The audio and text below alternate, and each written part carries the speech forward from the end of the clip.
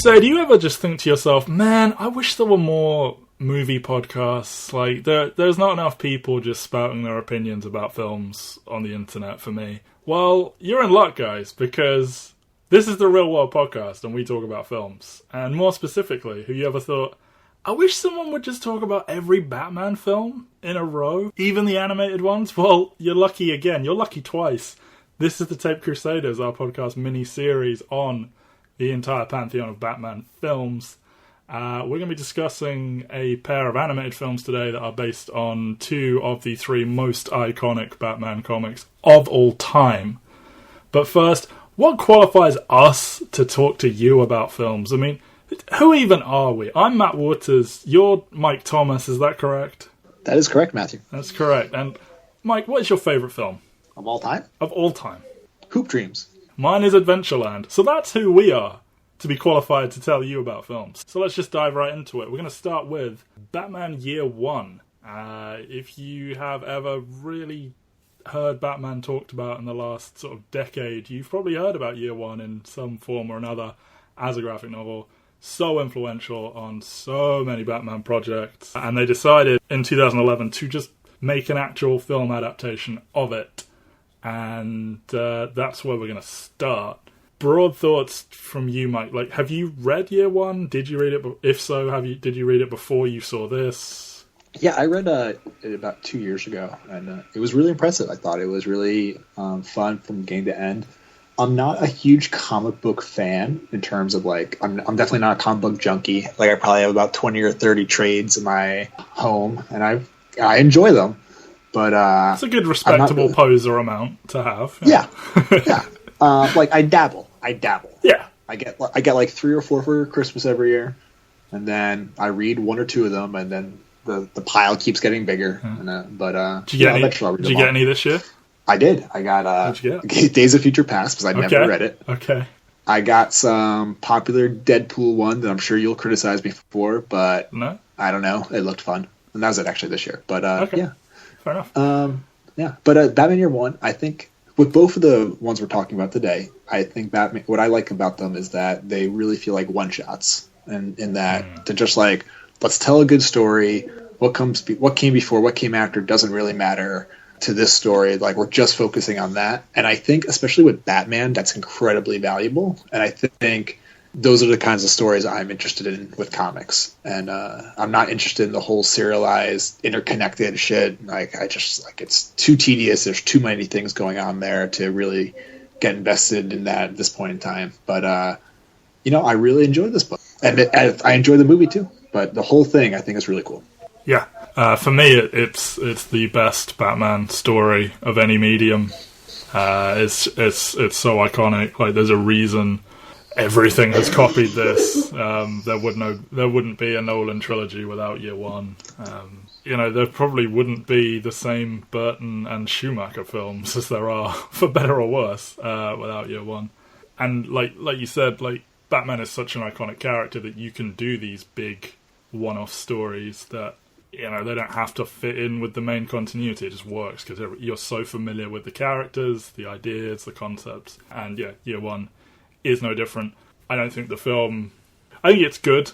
It does have a few failings and issues with adaptation, but we'll get into that in a minute.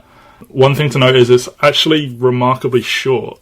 It's got a 64-minute runtime, and I'd say about 5 of that is credits. Like, it's literally done in an hour, which makes it feel like a feature-length TV episode or something, but it's got the tone of a film.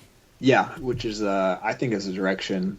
I mean, I think everything about this is it's just good ideas, and like, I like that they just adapted this straight through into a one-shot movie.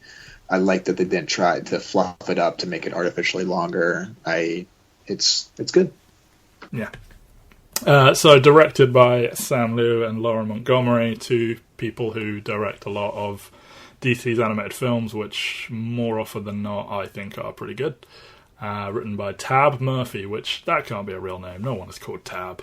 And so it's part of the animated universe, which they started in like 2007. They started trying to make slightly more adult films, like not adult films, but slightly more mature in the content.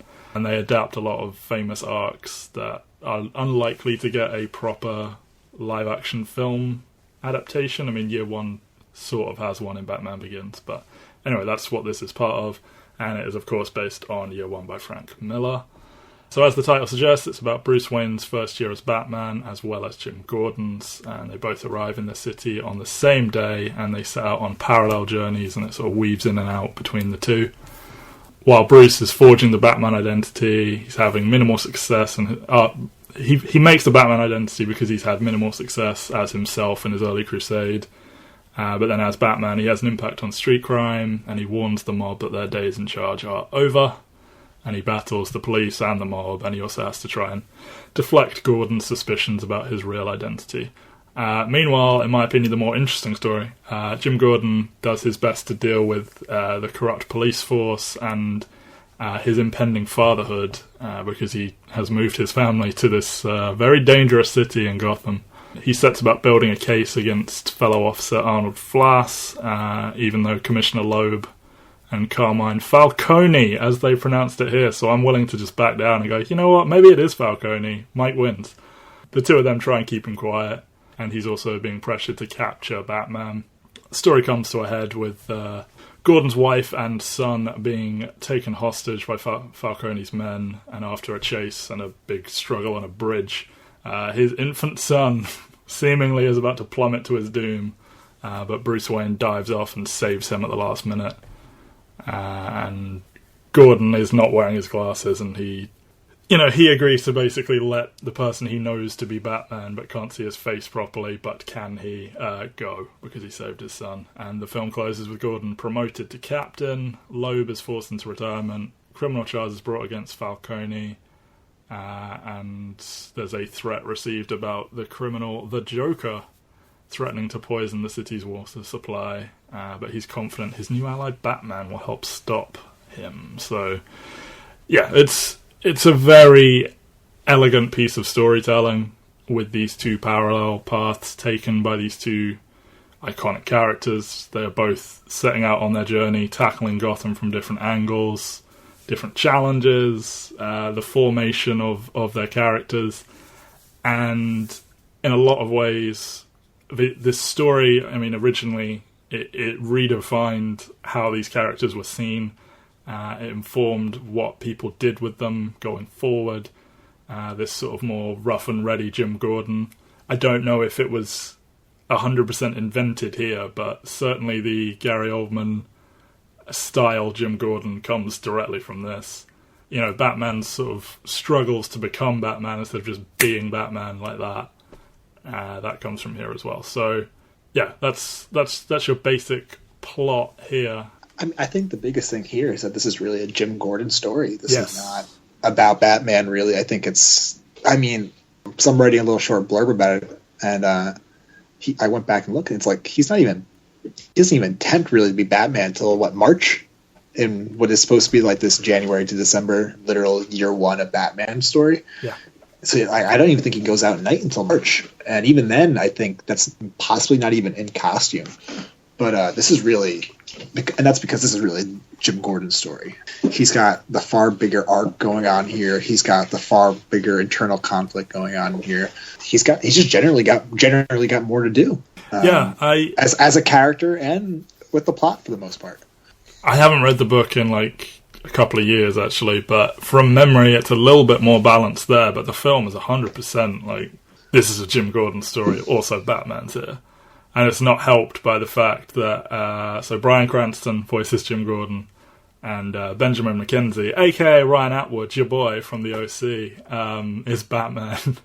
And Bryan Cranston is much better than Benjamin McKenzie, and that really doesn't help the whole Gordon versus Batman thing. Cranston is fantastic. McKenzie is pretty bad, especially with he's okay when he's talking to other characters, but when he's monologuing, he's awful.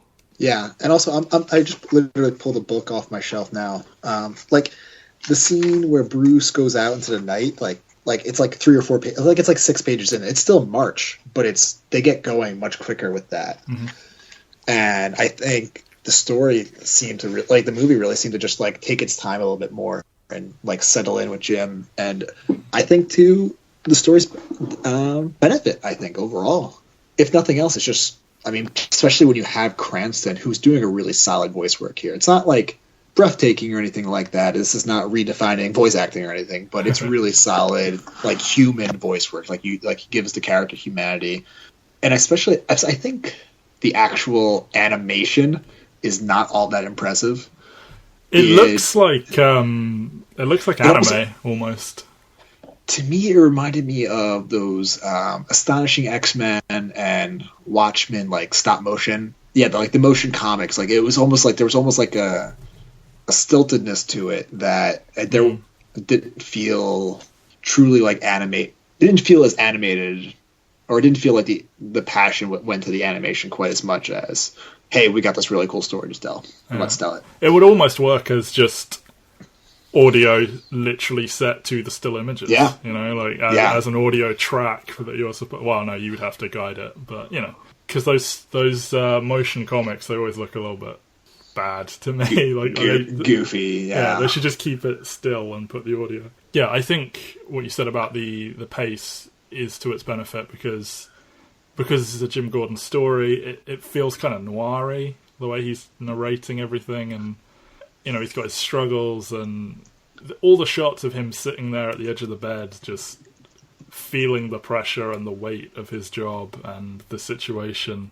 So good. This is such a good Jim Gordon. And yeah, like Cranston's not, as you said, redefining the genre or anything, but as sort of celebrities who slum it in voice work for a day, as it were, go, he's one of the better ones. You get a lot of celebrities who come in and like, they're just not as good as the people that do this regularly.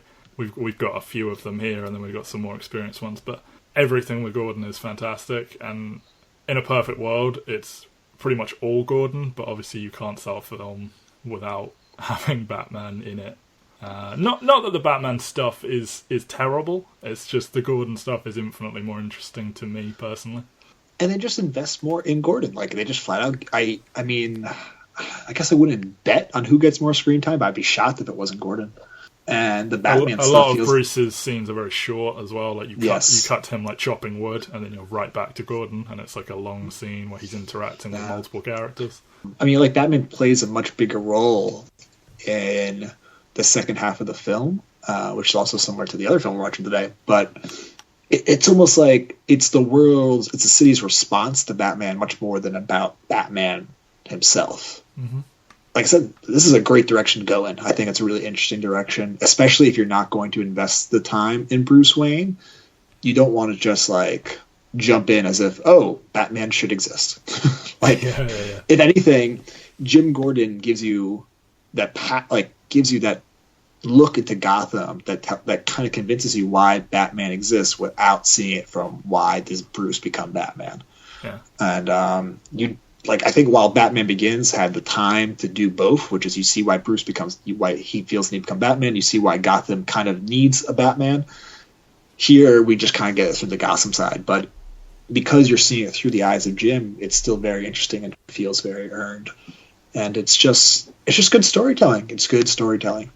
I'm a big fan of the moment where the scene is kind of reflected in Batman Begins, where Batman is sort of trapped in this abandoned building and the cops are trying to kill him, essentially, and he escapes identically by using the device that triggers all the bats to come.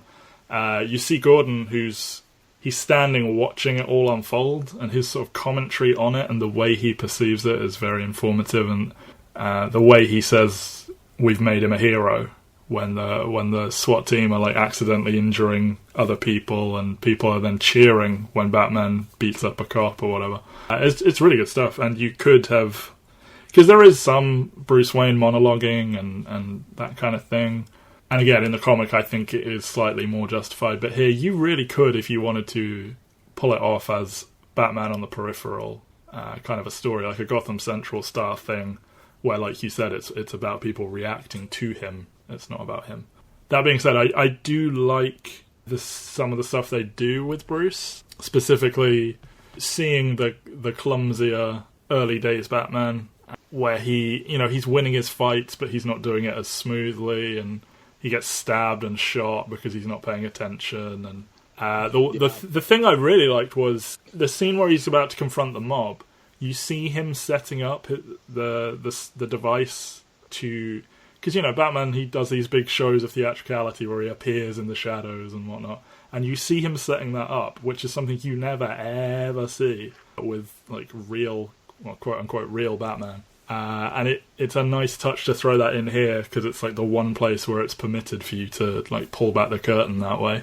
Yeah, and I think, actually, one of my favorite scenes with Bruce was just how much he handed up being, this idiot playboy when Gordon and his wife were there. Yeah.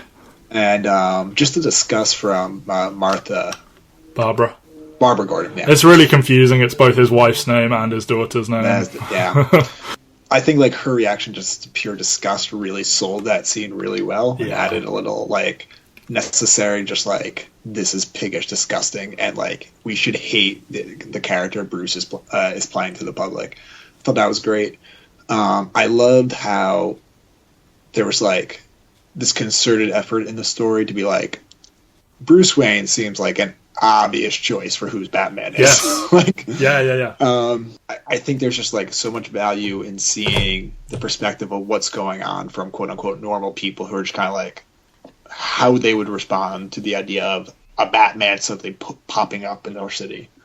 And that was all really great. But I think they were smart with Bruce here. They did just enough to remind us that Batman is a big part of the story, but he doesn't need to be the center of every story involving Batman. No. Or even every story called Batman, as the case may be. Well, again, it's because they've earned it over the decades to the point you don't need to have Batman in every single scene anymore. There are certain superhero films you see where you can tell they don't think they have much other than the hero, and they try and keep them in it as much as possible.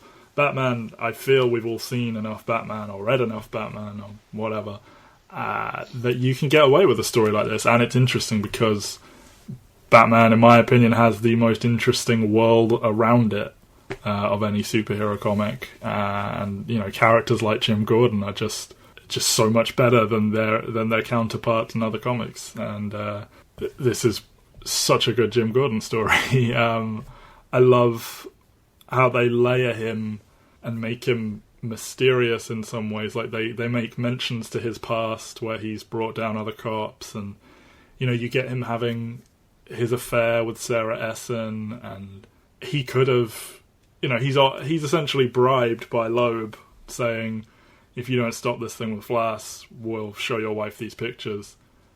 And the kind of guy Jim Gordon is, he's he owns it. He confesses to her and presses on. And you get this window into this sort of slightly broken man's very fragile family. It's not at all a traditional whiter than white heroic character, and he's very real in that way. I love that about him. Yeah, I think if they had a little bit more time, it would have been great to see Barbara's reaction to all this. Yeah. I feel like that was just it wasn't that she was okay with it, but it was more just she had come to terms with it almost off screen. Yeah. And it was clearly just we have to make the best of the situation, not I'm going to burn effigy of you. But well, that's the thing about the passage of time that this does, where you do jump ahead weeks and sometimes a whole month or two at a time. Where clearly, obviously, they've had shouting matches or whatever. Yeah. And it's gotten to the point where she's just very weary, but they've got this child, and, they must press on.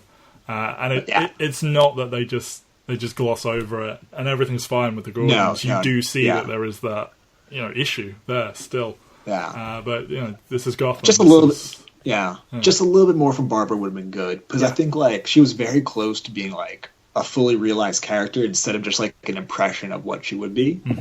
Because it was good. It just it could have been a little bit more, but that's a little relatively nitpicky since they really had this story had a really narrow scope. And I really like that I interpreted it as when Bruce shows up at the end, she knows that he's Batman. Oh yeah, his face is in shadow, but she knows, and I really love this idea that she knows. But she keeps it to herself in repayment for saving their child. She doesn't even tell Jim. If Jim doesn't know himself, I don't think this does a good enough job of making it unclear that he does know or not. I think it's supposed to be he genuinely doesn't know who it is. He knows that this is Batman in front of me, and if I like got right up close or just took him in, I would have Batman. Yeah. But it does seem a little bit like he does know her. But I do like that she gets to know after she was the one that was so disgusted with Bruce, you know? Yeah. Now, my memory... Actually, I should just look it up in the Just look it up. It's right next to you. My memory was that she knew... I mean, as I should say, as it was happening, she knew, but it wasn't clear that he knew. Yeah. That's how I read it too, but the film kind of makes it as though he knows, but it's just going wink, wink, nudge, nudge. Yeah, so I'm looking it up here. And it's basically... We see everyone falling to the ground. We see someone hand the baby back to Jim. We see Jim comfort his kid. And all he says is, I'm practically blind without my glasses. Siren's coming, you better go. But in the movie, we get a shot of Bruce's face that I thought was pretty distinctly Bruce based on what we know Jim had seen of Bruce in their meeting together. So I thought in the movie it was a bit more obvious. Yeah. And having a voice there as well. Like, that's an advantage of comic books. You can have a speech bubble and have no idea who's saying that dialogue. And you just can't replicate that in something where you have voice acting. Well, I mean, they make it clear, like, it's clear that Jim is saying that, I'm practically blind without my glasses, but it's like...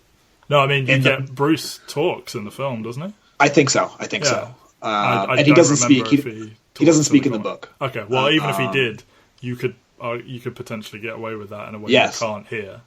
We see his face and we hear the voice we've been hearing for an hour.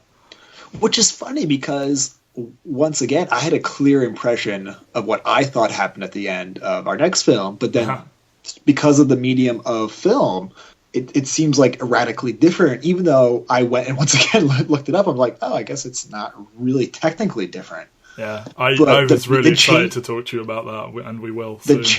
The change in medium is obviously so important, and I think that's something they need to keep in mind a little bit more with these. Because in case I didn't make clear, I love these adaptations, even when they don't work, which our next one won't work. This one did work for me. I think this is a great idea. I want them to keep doing these things. I want them to keep adapting these really iconic stories. Yeah. Give me The Long Halloween, give me Hush, give me whatever. All right, well, Hush is for candy asses. But, okay, fine. Is that one of the ones you have? Yeah? Actually, I don't. I only that one from the library. Let's see, what Batman's one do I have right here? I got Long Halloween, Dark Victory, Haunted Night, The Man Who Laughs. Yeah. I mean, my all-time favorite one, Whatever Happened to the Cape Crusader. I mean, that one's dying for like a fucking trippy live-action movie, but they'll never be able to pull that off. But that would make a really cool one. But I think with Batman, I think almost all comic characters would benefit from a more one-shot approach, but I think Batman is uniquely well-suited for it. And this is just a fun. It's a fun movie despite its dour tone. It's compelling from beginning to end.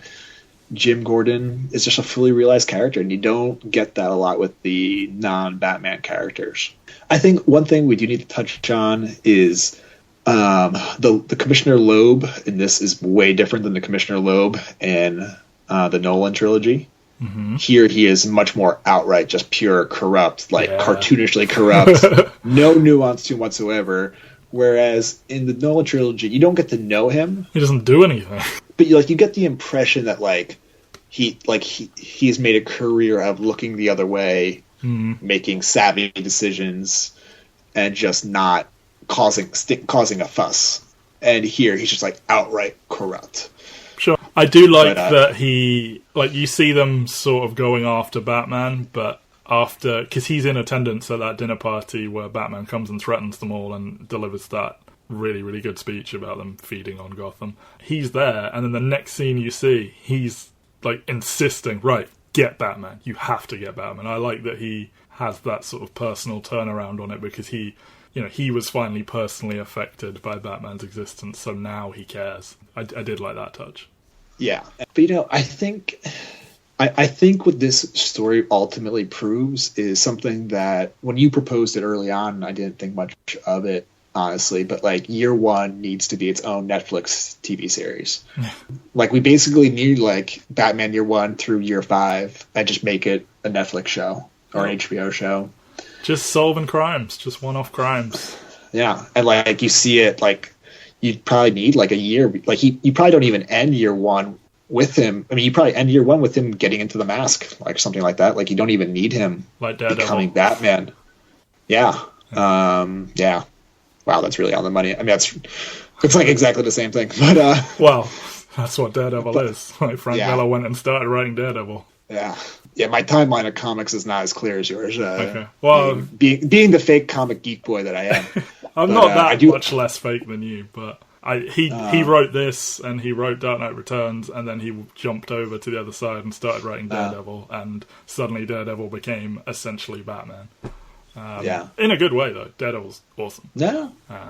But yeah, it does need that kind of thing. Like he doesn't need to be fighting be all end all villains, and I think it's actually, we've had plenty of that, and I'm not saying they should stop it altogether, but I think it's valid to have him just chasing regular everyday criminals and like throw in a supervillain here and there as like your big villain of the arc, as it were. But I'd love to see some sort of fusion between Gotham Central and a just Batman detective show.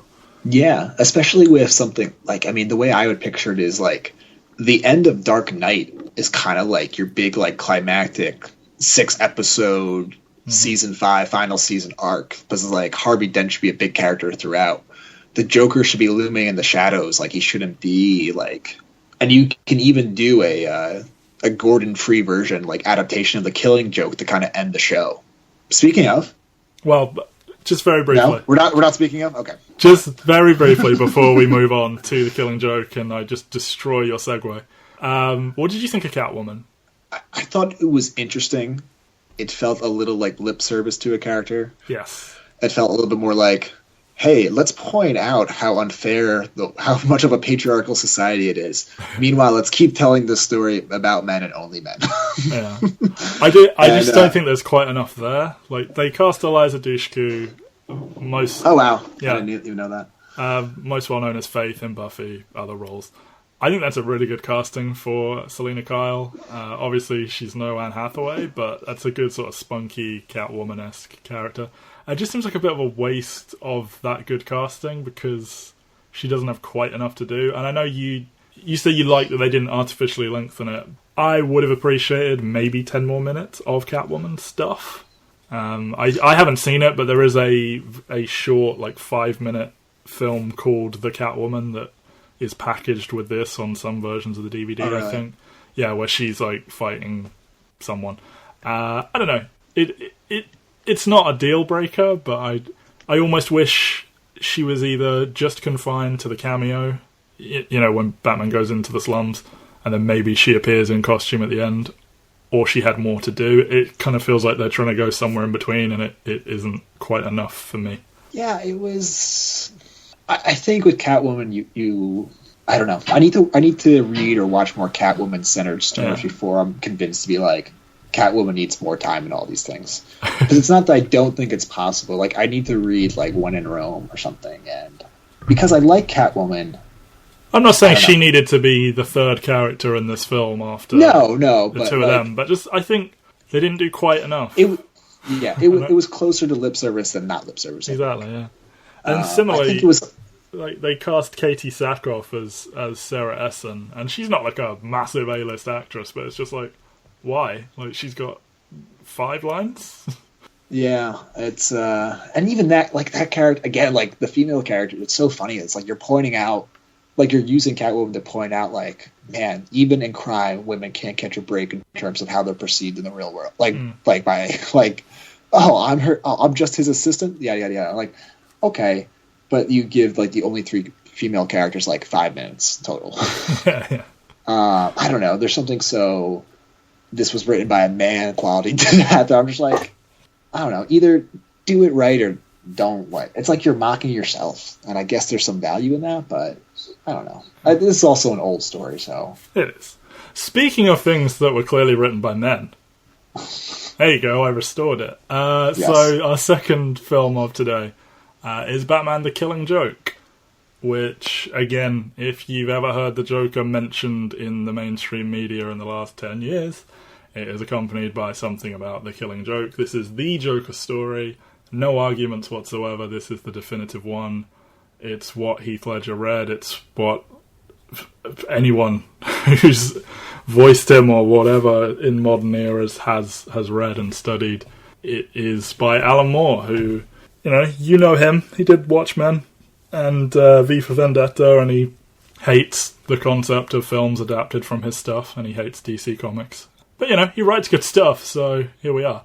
And this is Batman the Killing Joke. It was released this year, last year. We're in 2017, Matt. Come on. July 2016. And this is something they've been talking about for ages about doing, because Mark Hamill is the most famous, voice actor for the Joker, beloved thanks to the animated series and the games. And he said multiple times he's done voicing the Joker unless they do the Killing Joke. And I read somewhere that it's because of Star Wars coming back that the studio finally greenlit this, which I think is crazy because there would have been enough fan demand anyway. But hey, it's the Killing Joke, and before we get into it in sort of very specific terms and I break down what this is about, what are your very broad thoughts? I'm going to guess negative. I think the book is definitely better than the film. Oh, yeah. The book tells a really, really narrow, in terms of scope, story. It's really just on this Batman-Joker conflict. And the major issue with the story is that, this brutality committed against Barbara Gordon is gruesome, and she's really just an object for people to be upset about. She's not in this story, she's not a character at all. And she's just this object to be objectified and brutalized for the purposes of telling a story about men. And, that's not a good, that's, a fairly negative quality in your storytelling. We should aim higher than that. We don't, I think people oftentimes be like, oh, what's the big deal? It's well, I think the biggest thing people do is that they just say, okay, they accept that this story has to exist in the first place. It doesn't have to exist like this. It can exist in a different way. Not all good stories have things like that, you're choosing to. This film, clearly very aware of that, tries to correct course by essentially creating this 30-minute prologue to the Killing Joke all about Barbara Gordon. And in theory, this is an excellent idea. What the biggest issue with Barbara Gordon, the biggest issue with the Killing Joke is that it objectifies a woman character. She's not a character, basically. She's just really there to be brutalized. So what do? We make that character a character. We give her a fully loaded history. We set her up she's a human being when that moment happens, when she's brutally assaulted. And it was just clearly written by men who didn't know what they were doing. I don't know. I mean, there's a more nuanced way of describing it, but it's just they went in there clearly with the best of intentions and just completely missed. It led me to ask literally some of the questions, what's worse? A story that is solely about men and objectifies a woman objectifies female violence for that story, or a really, really shitty backward story about a woman that then becomes the story about men that objectifies female violence. And I don't know what the answer is, but it's just dumb. They also make the violence worse because they add in this strong implication that she's raped as well, which isn't there in the book. It's not there in the book. Okay, I haven't gotten. I want to go back and read the books. I just didn't have time. I mean, you could draw that conclusion if you want, but you'd be clutching at straws. Whereas here, I think it's. I mean, Bruce Timm says he didn't, and the writer of this, who is Brian Azzarello, he says when he wrote it, he didn't intend that to come across tough. It kind of did to me personally, and I'm not alone in that, I don't think. I think a lot of people feel that it's implying she's raped in that scene. Yeah, and, it would not be the first time a man has written a scene like that in a major pop culture phenomenon, and it was we didn't think this was rape, and it's yes, it is rape. Shout out to season 4 of Game of Thrones. Oh yeah, that one. You literally accidentally wrote a rape scene and didn't understand what rape is.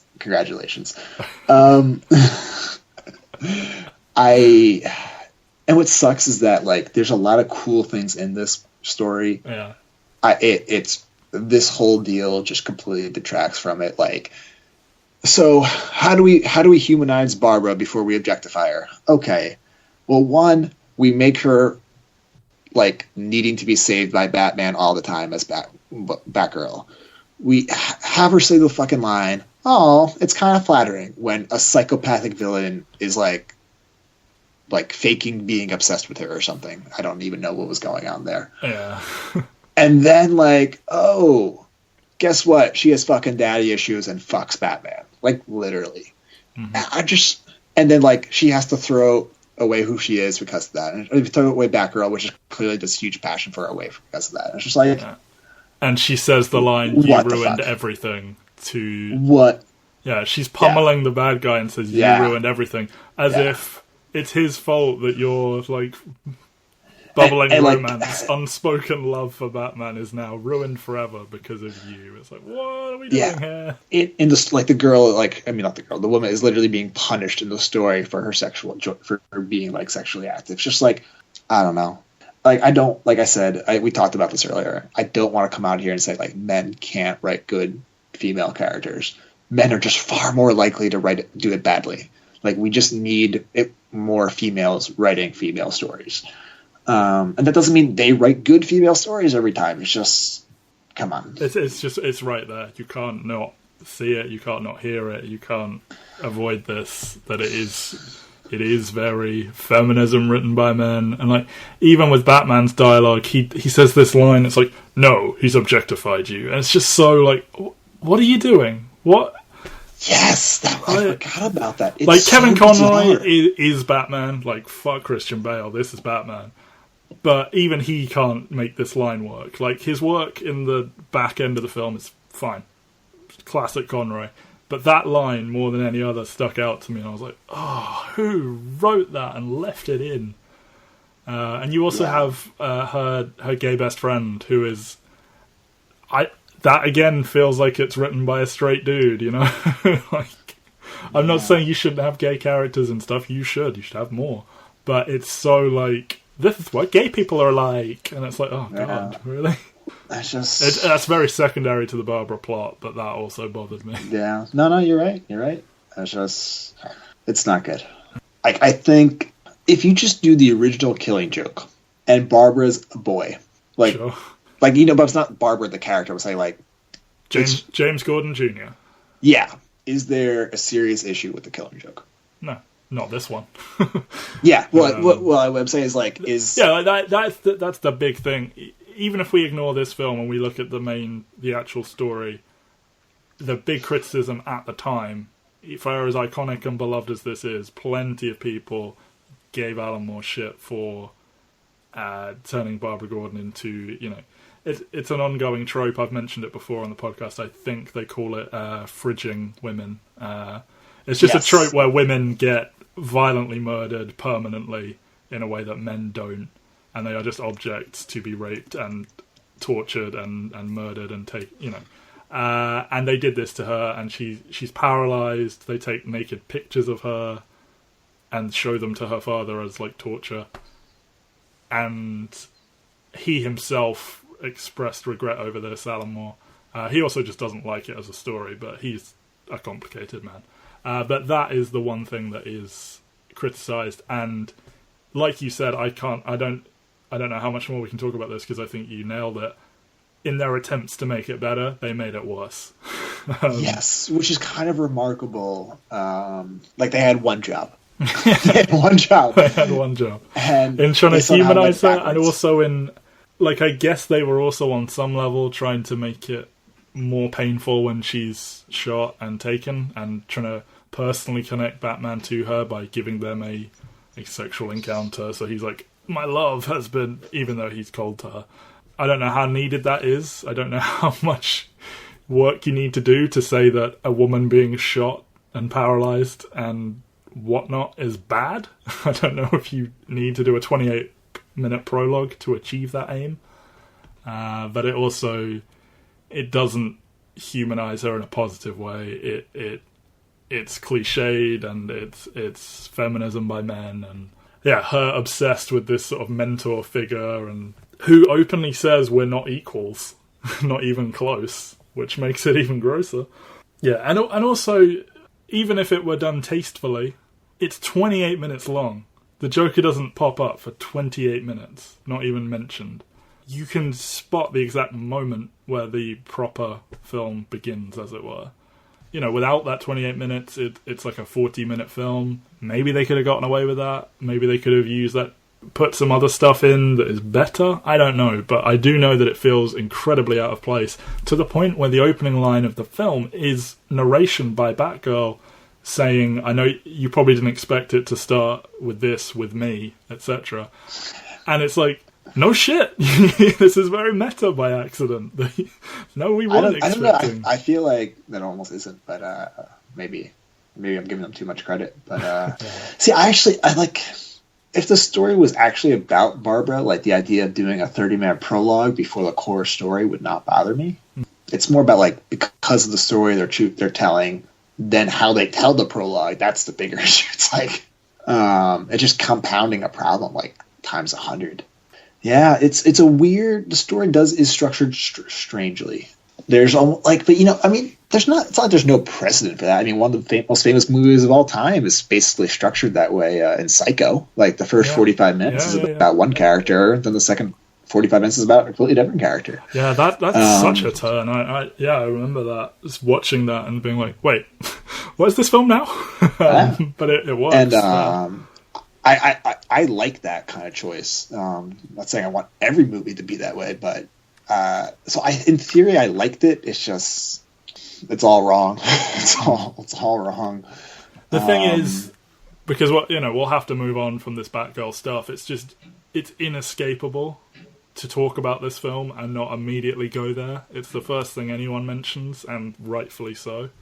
It cripples and handicaps the rest of this film. Yeah. Oh, that was poor choice of words. It detracts from this film and ties one hand behind its back. There you go. And I feel even if I start saying things like, well, moving on from this, I like other things about it, it's still all of it with the giant asterisk. Hey, this Barbara Gordon stuff is fucked up. Yes. I don't. And I'm going to watch it again one day, just because I actually was really digging Mark Hamill's work here. It was a lot more subtle than what he normally does. Yeah. He really sank his teeth into this one. It's clearly something that was important to him, and he put his all into it. He's a great voice actor.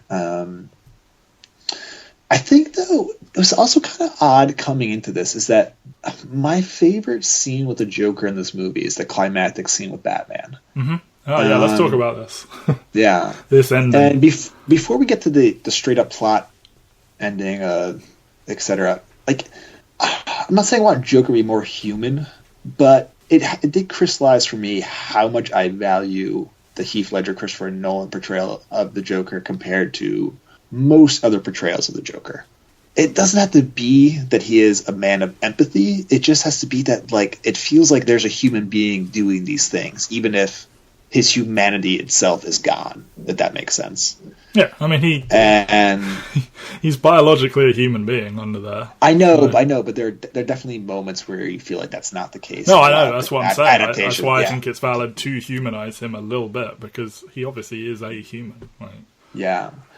And that last scene was really great, I think, for that reason. I really like his delivery of, God damn it, when he's got the gun that he thinks is real, and then it's a prop gun, and it's just that quiet.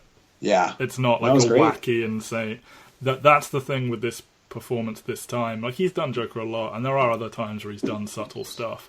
But here he's great, not just in the big wacky zany lines and the song and dance number, literally this time, but also the small things, like the little, like he makes these little noises and the up and down. I think he's also up to the task of being the depressed stand-up comedian in the backstory, where it's the same voice, but it's a different character, arguably. And I think let's go there just one more before we go to the end. So you had mentioned this multiple times, that you thought this was a multiple choice backstory. Wow. Right? You said that, right? It is, but it's been accepted as the de facto one. Yeah.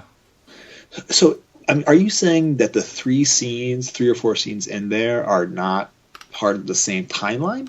No, the implication is he could be making that whole thing up. Oh, okay. That's he says sometimes I remember it one way, sometimes another. When it comes to origin stories, I prefer multiple choice or something like that. That I agree with that. I thought you were saying like they weren't like.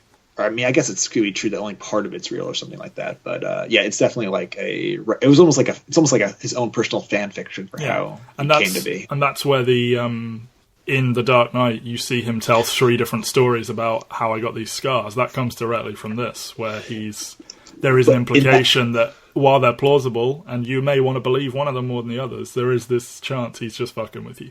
And I agree with that, but I think the difference there is here it's a linear story that he's telling in 3 parts, and in The Dark Knight it's 2 or 3 separate stories. Yeah. And that's where I was confused by what you meant, but now I understand. Well, I like this as a backstory, but there are some people that, as elegantly as it may or may not be told, they just don't want to accept an origin story for Joker, so that is like a get-out clause for them where they can continue to live in a world where he has no origin story. Yes. I think that's a smart choice because you can read it any way you want. Yeah, I'm probably one of those people. I don't. Yeah. I think explaining the Joker ruins the Joker. It does, but I do like the idea of it all crashing down in a way, where there is this moment where it's revealed this is all one giant performance act, but I never want it specifically confirmed. I just want to be able to read that. 100%. And but also, I think I also really have come to dislike the idea that he fell into a pit of whatever and became the Joker. And the way they do that here with, like, his whole life falls apart, and then that happens, falling into the chemicals, and then just the combination is just like, right, that's enough. I guess what I mean is I don't even like the chemical component of it. Like, I don't like that his skin is white. Like, it's become white. Yeah. But I agree, this is still, if you accept that, this is a better version of it because it's this moment where he cracked and this was just that push off the ledge. Well, that's the entire crux of the story. And that's why, if you've seen loads of Batman over the years and you've never read this and you don't know what it's about, I would imagine if you watched it, you would be a little bit underwhelmed because it feels like very trodden ground. But at the time, this was so new, like this idea of Joker and Batman as sort of philosophical opposites and sort of having a very personal rivalry. Like, he was the main, most popular, most known nemesis of Batman, but it wasn't like a full-on rivalry. And then after this, that very much became the case. And you can't imagine it not being now. But this idea that he says, anyone could be like me, all it takes is just one bad day. And that's what he's trying to prove with Gordon. And he monologues to Batman about, you had a bad day as well. And that's what happens. They both had a terrible day, and they went opposite ways, where Batman tried to find reason in randomness, and Joker's gone, life's fucked up, everyone. Look how fucked up life is. And it's so good, I think. No, it's there's some good stuff there. Yeah. So, okay, this ending. Yes. What's your read? So, I mean, literally what happens is Batman offers to take him in. He says no. He tells him a joke. They both start laughing. Batman puts his arms on his shoulders while laughing. Camera pans down to rain.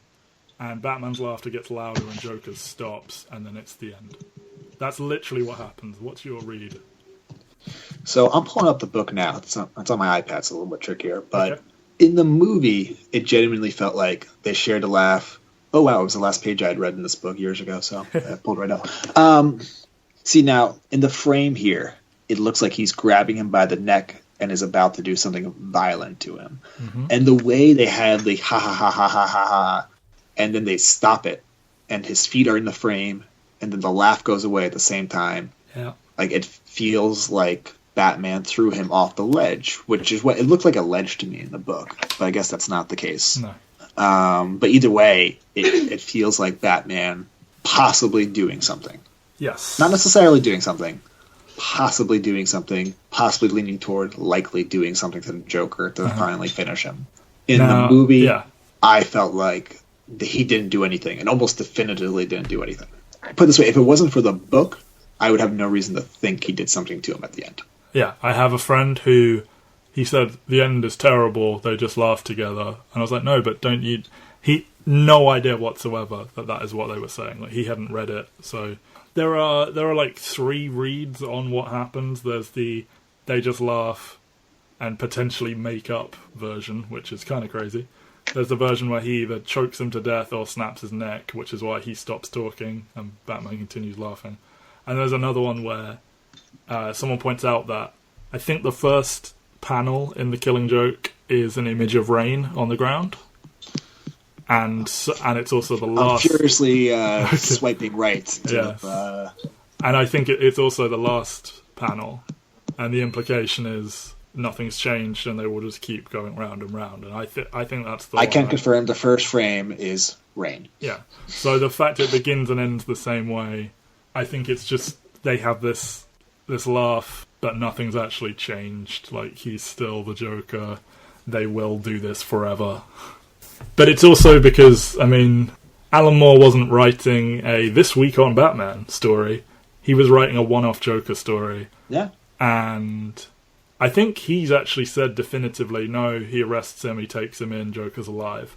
I don't think this would have been possible if he weren't him doing a one-off story, you know? Like, it wouldn't have even been ambiguous. And the fact that you can read that is kind of crazy. Yeah, and I think that's one of the biggest drawing points of the story. Swiping right on my version of the book reminds me of something I thought there in the movie. They really blow that opening shot of the Joker in this movie. Yeah. Because it's a pretty iconic image of, don't like it, I'm crazy for it, and his face is just insanity. Yeah. And it's not there in the movie at all. It was so nondescript, and I thought, like, wow, how do you... That felt like such a gimme, such a layup of a moment, and they completely blew it. They get a couple of shots that are pretty good recreations, like when Barbara opens the door and his face is sort of ethereal almost, wearing the hat, the front cover. That's pretty good. When he's first transformed and he's laughing at the sky, that's on posters everywhere. Everyone's seen that image. And I like him sitting atop his sort of throne of skulls, but... generally, the animation style, it just can't really compete with the art of the book. No. But I think it looks better than year one.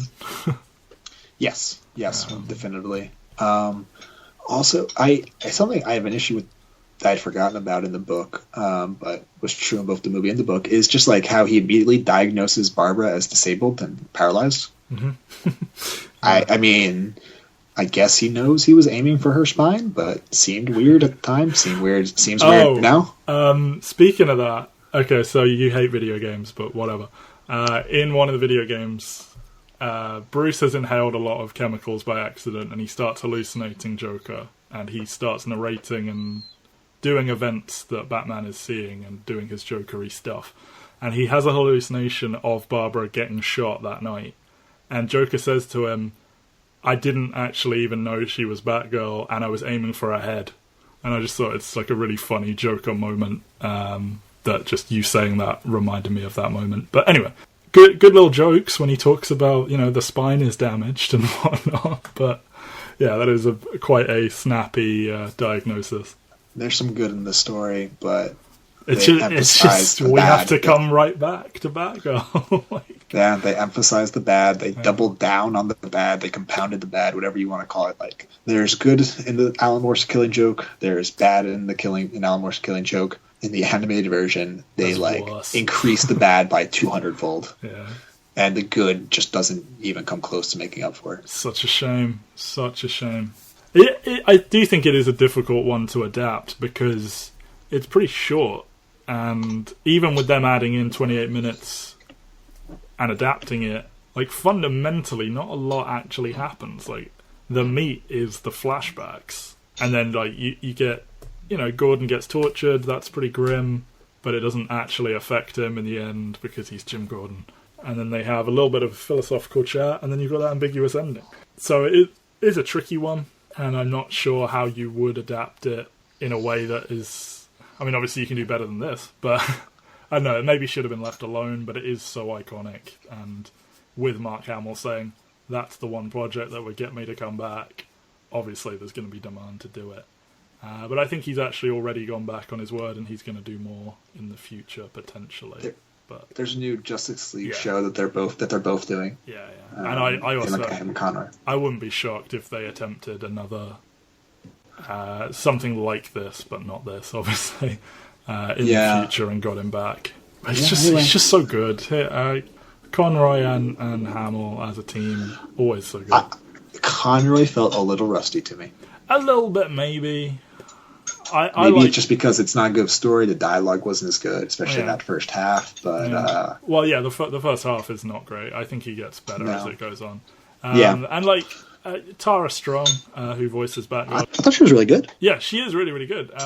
She's a voice actress, though. Yeah, that's what I'm saying. Like when I said about Bryan Cranston coming in and slumming it for a day.